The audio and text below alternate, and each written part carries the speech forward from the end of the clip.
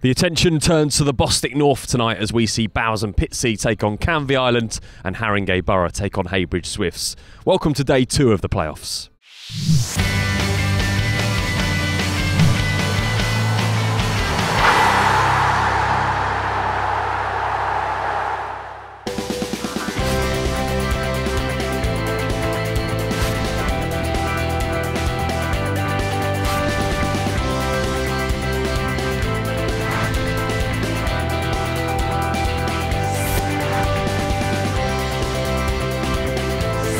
First up tonight, we see a Bowers Pitsea side who finished 3rd in the division against the Canvey Island side with plenty of history behind them. Joining me in the commentary box for this one, Mick Sullivan and James Webster.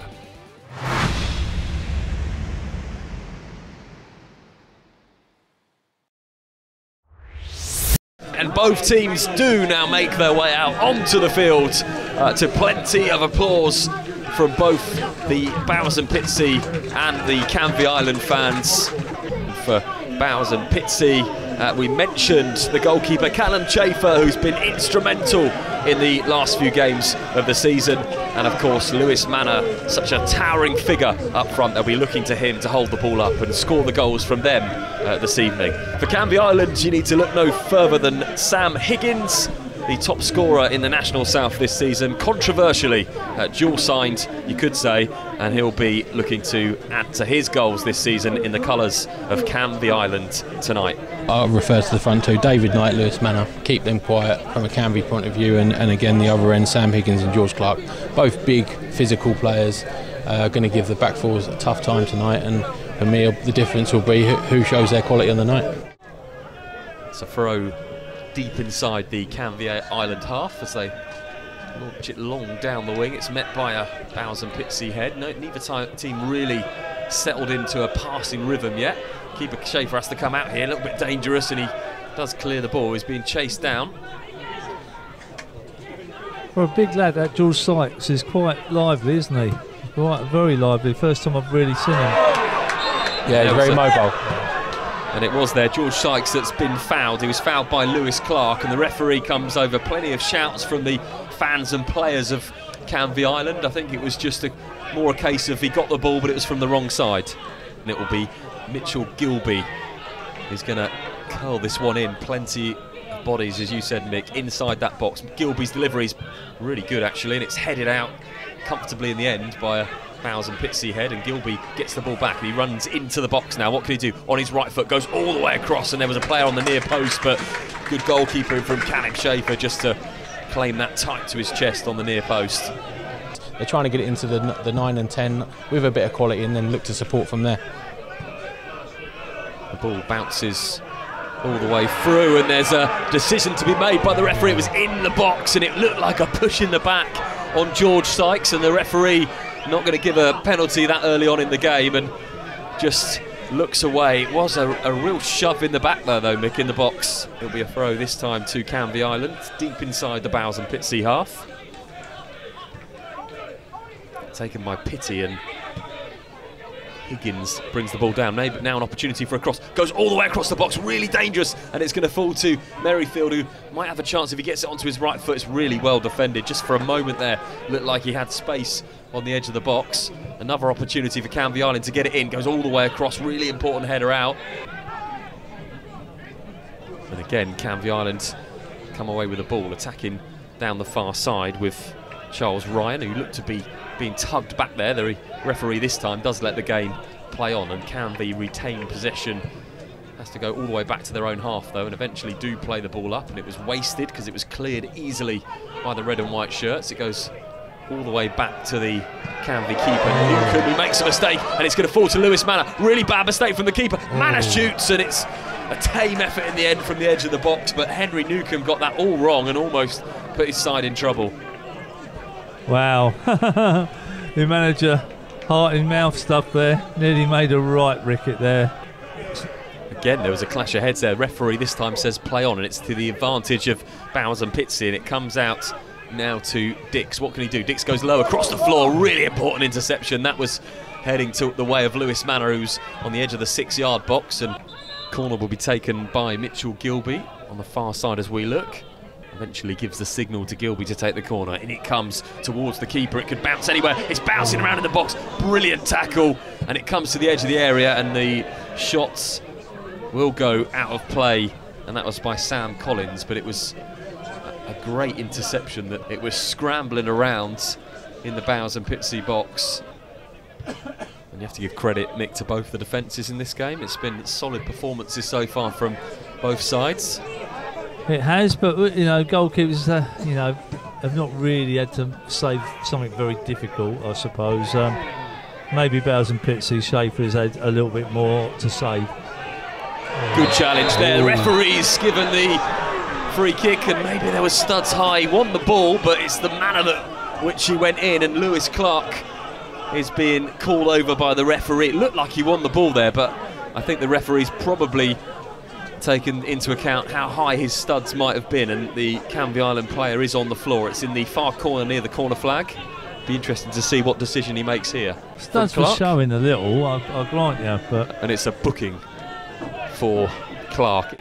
We've had a couple of opportunities recently where been dangerous balls put in and it's been well cleared, and this time it is a really good delivery. Beautiful header, and it is the first goal of the game, and it's a brilliant header that puts it into the net, and it was all about that delivery. And you have to say, once again, Mitchell Gilby delivers. He's been threatening to do that all game, and this time he gets the delivery right. Perfect header into the far corner away from Schaefer. Well, look, we've sort of been predicting that for the last 5-10 minutes. They were giving too many silly little free kicks away, where there's going to be a quality delivery going there. And was that Sam Higgins that I saw? Yeah, on Sam got the goal. You know, yeah. What we said, you know, he's worth his money already. He's scored a goal. Plenty here to witness the quality of delivery from Mitchell Gilby and Sam Higgins' header. It's 1-0 to Canvey Island. Plenty of time left in this game. Half an hour gone. And that's a really strong challenge, and referee lets it go, and it was Pinto made the challenge. Now he's running into the box. Real opportunity for Bowers and Pitsea all the way across, and they just stuck a leg out to get that ball away. Really strong challenge again by the home sides. Well done, Pinto. I think he's the one that won the ball back. Oh, a crunching challenge. Heard that here, and that was from Jamie Dixon. You've got the feeling now that these Bowers and Pitsea players are certainly not going to lie down. A couple of really crunching challenges.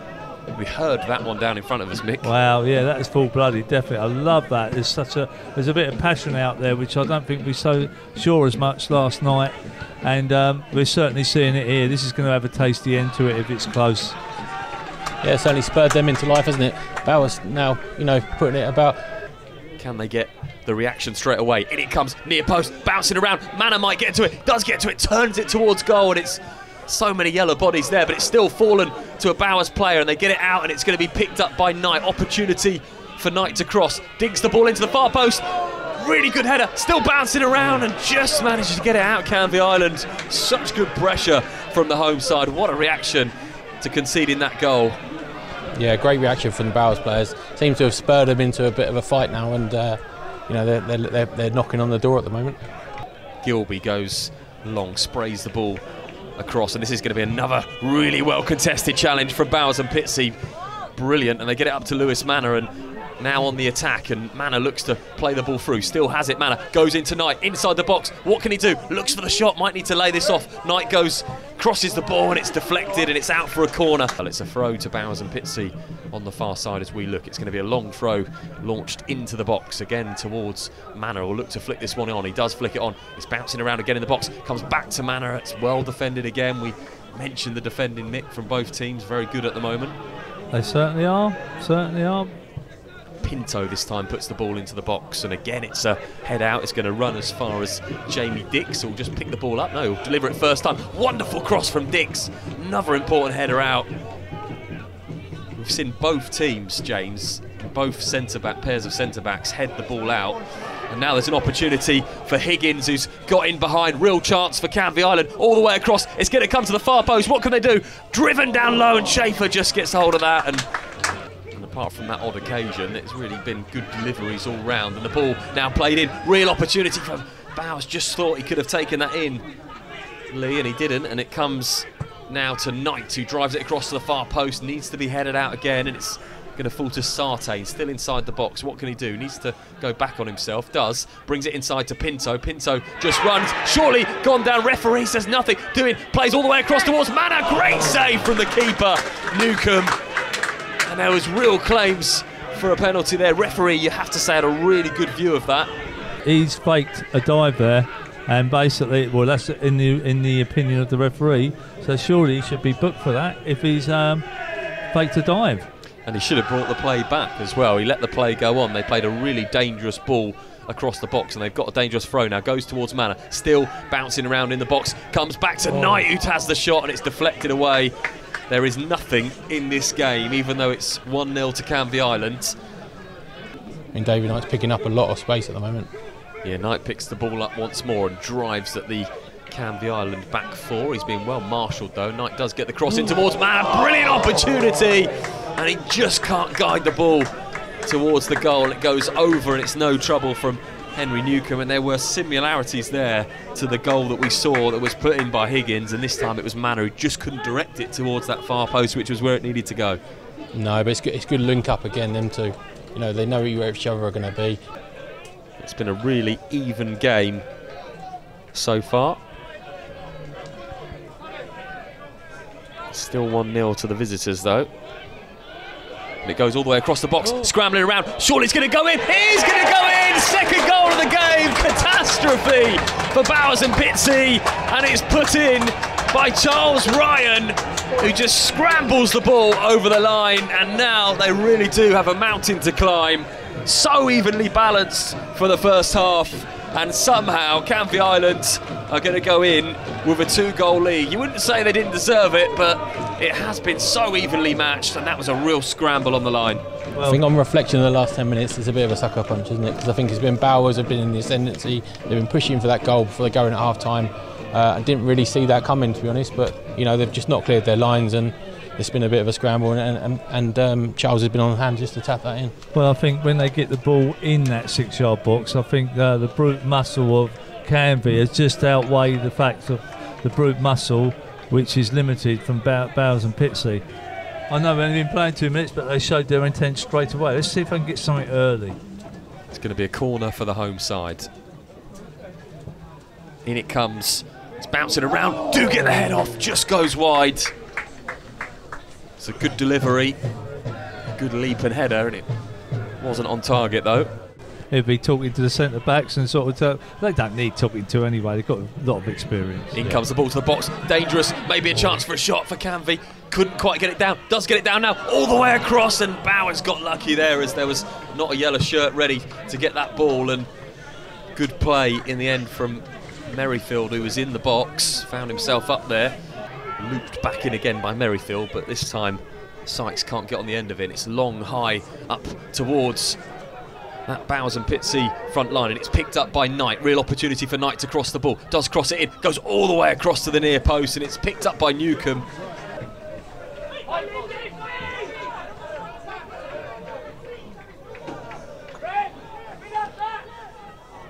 Still lovely play from Manor, who's got opportunities to cross it to the back post, and again it just falls. Great chance. To a yellow head. Goes for a corner, well defended. You have to say they've defended so well, the Canvey Island back line. Another corner for the home sides. They need a goal, and they need a goal soon. In it comes towards the far post, could go anywhere. Does get a red head on it, but it drifts out to the edge of the box. It's going to come back to a Bowers and Pitsea player and goes for the spectacular. And that was a woeful effort. Plenty of football left in this one as well. 21 minutes gone of this second half, and it's a chance for the substitute Nyanja just to run forward. He plays it into Sartain, and it's in fact with Knight now who gets the ball down, and patient football from Bowers and Pitsea all the way across the pitch. Tries to deliver, it's blocked. First attempt, goes in second time, flicked it away. Maybe Knight will get there on the far post, he just can't get there. It's headed away, and it's going to fall to the substitute Nyanja, who plays the ball inside. It's a really sloppy pass, and Sykes will drop back in. Good challenge, and kept in by the substitute. Really good play from Boswell. Goes in to the feet there, and it comes to Sartain. That's a tough challenge by the substitute White. Running through in a really good run now, and it's Charles Ryan, one of the goal scorers, runs into the box. He's run a long way, and he goes with his left foot towards the goal. The referee is going to produce a yellow card here, let the play go on. And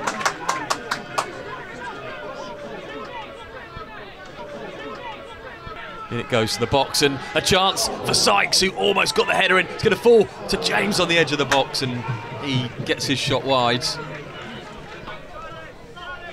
Really good challenge from Sartain, picks up the ball and was on the skipper, Sam Collins, who just gets back into position as the ball's on the halfway line. Pinto's got it. It goes all the way across towards Manor, and it's the story of the second half at the moment. That ball didn't reach him. Again, Bowers looks to come forward. That's a lovely touch into Knight. Chance now. Knight's in the area on his left foot. Looks to go all the way across. Going to fall to the substitute. Can he get it in? Turns it in just past the post. And it was a wonderful turn by Nine-Anja in the box, and he just couldn't direct it into that bottom corner. The first time for the last 15 minutes that something's really come off for the home side. In it comes to the box. It's dangerous. It's high up in the air again. It's well dealt with by Canvey Island. Onto the edge of the box. Nearly comes to Sartain. Just couldn't hit it first time. It came to his left foot second, and it was blocked, and it's still with Bowers and Pitsea. They're going to work this one back to Sartain. He goes into the box. A really good cross, and again it's headed out by a yellow shirt. They have defended so well. It's not been for the want of Bowers and Pitsea not trying. In it goes again to the box, and again it's ahead, but it's going to fall to the edge of the area. It's deflected on the top of the net, and it's going to go for a corner. Very unlucky. Every time they need to get a body in front of the ball, they're doing so, and it's been defending Mick as a team.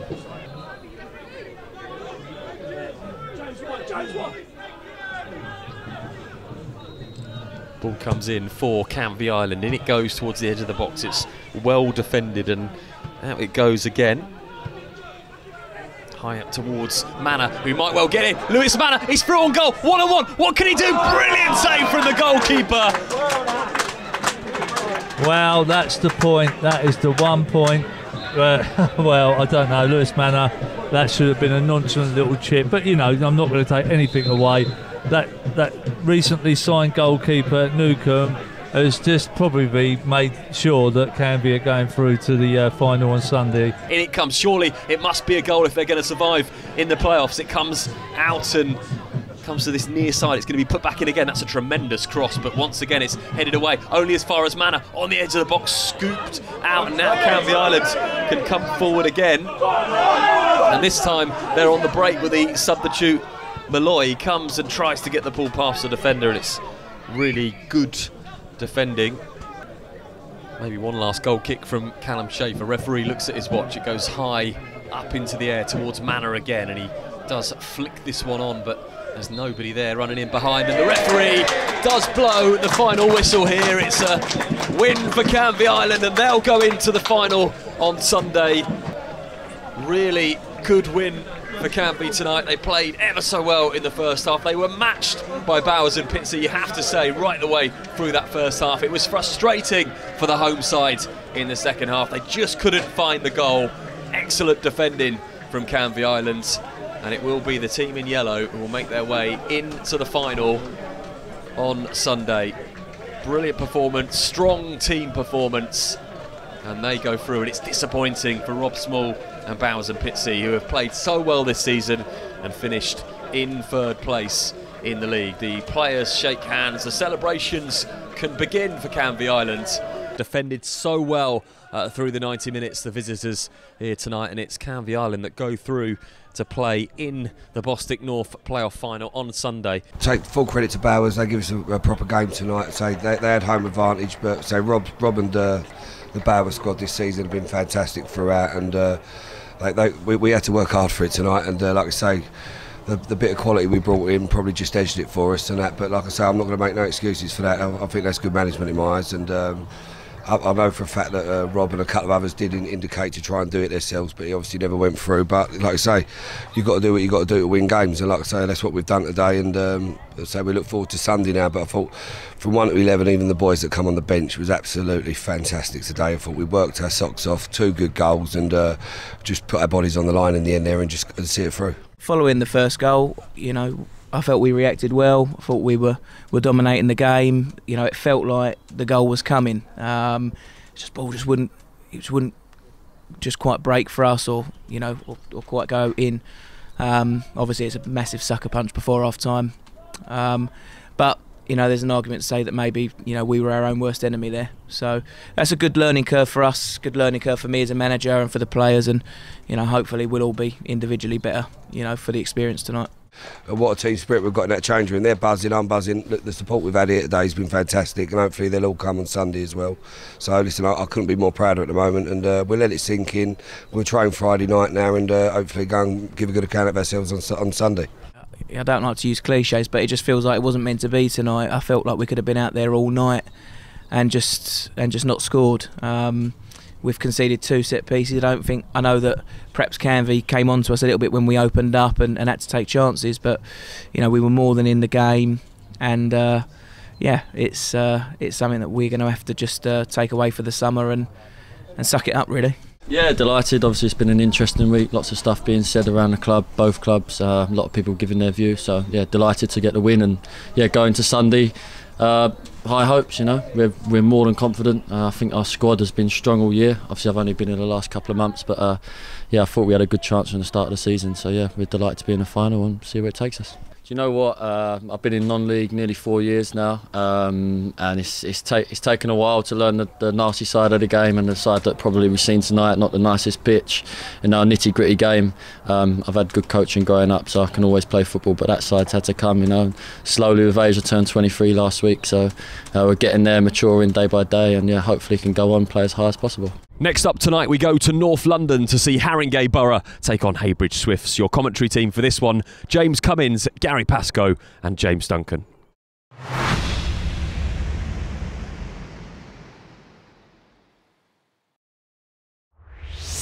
A very, very lively atmosphere here at Coles Park as both teams walk out here as the sun begins to set here in East London for this eagerly anticipated Bostik North semi-final playoff match between Haringey Borough and Heybridge Swifts. These two sides are well matched between the pair of them.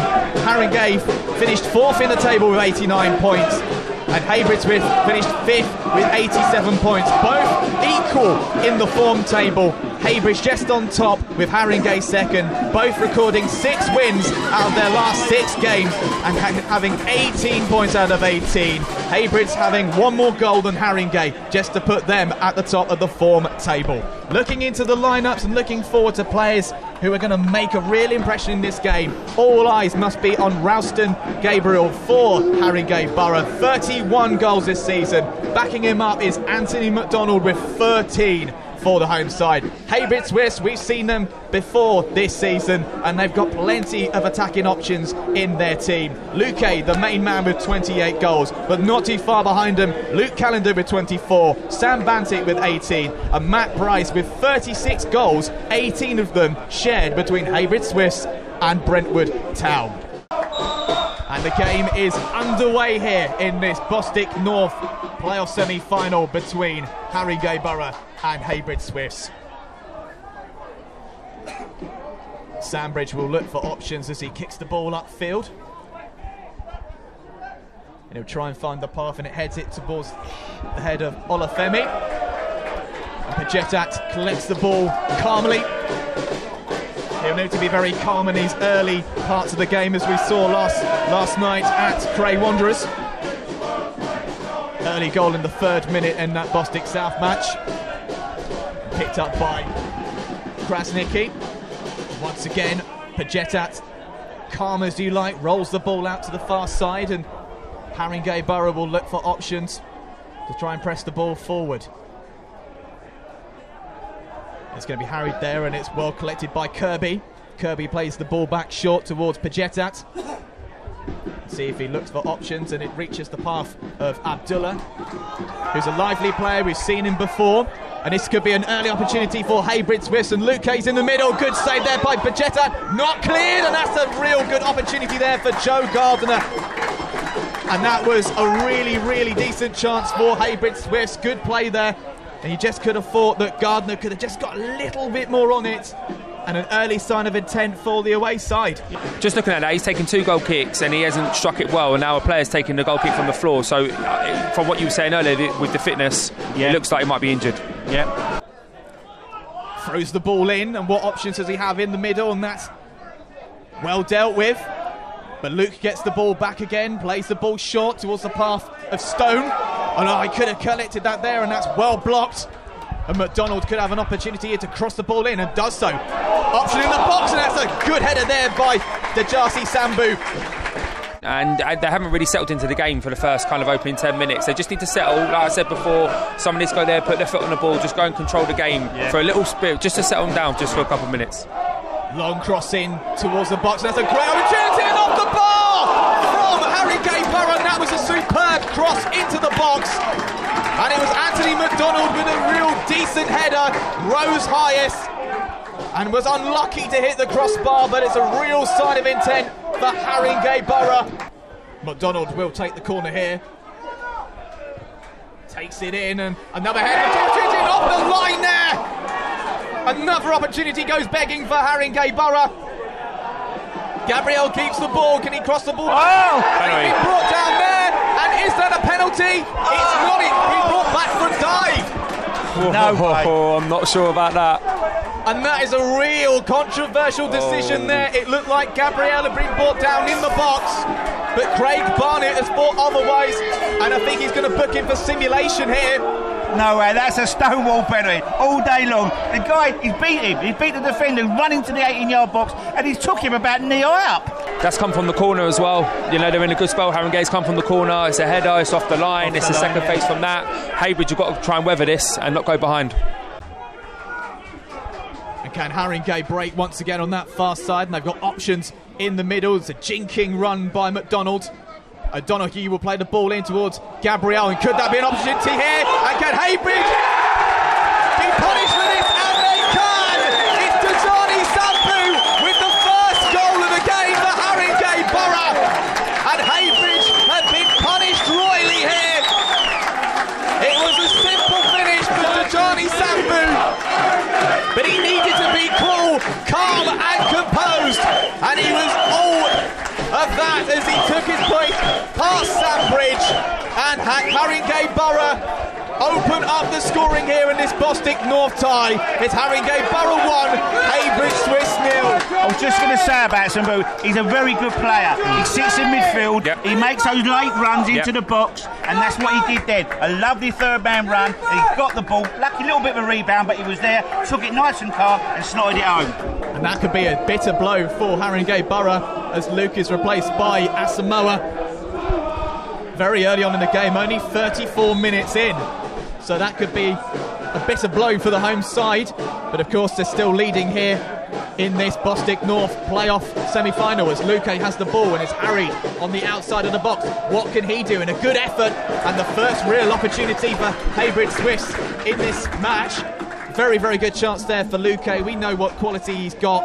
A low-driven shot from just outside the box, but wasn't going to beat Pajetat in the Haringey Borough goal. As O'Donoghue steps over the ball just outside the box. O'Donoghue with the free kick, and it's fairly straightforward and route one into the arms of Danny Sandbridge, but another statement of intent from Haringey Borough with that set piece. And Haringey could try and press again. Gabriel collects the ball, plays it short towards the path of Asamoah. Asamoah finds a bit of trouble, plays it back towards the path of the player there, and is just taken away from him. And Haringey Borough press again through Dejasi Sambu. Will try and jink and turn past Abdullah, plays towards Asamoah. What can he do? Asamoah beats his man, will try and keep the ball in, low drive in, well defended there by James Baker, and it will go out for a Haringey Borough corner. Haringey set pieces have been very, very dangerous in this semi-final.